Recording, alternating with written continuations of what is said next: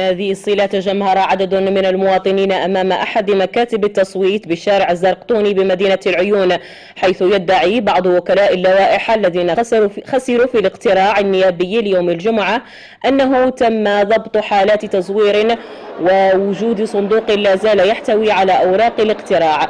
السلطات المحلية والسلطات القضائية حضرت إلى عين المكان حيث تمت المعاينة من أجل فتح تحقيق قضائي في هذه النازلة. هذا التجمهر يأتي بعد 48 ساعة من إنجاز المحاضر وتوقيع جميع ممثلي المرشحين عليها. للأسف الشديد اجبرنا الظلم. هذا دليل خاطئ.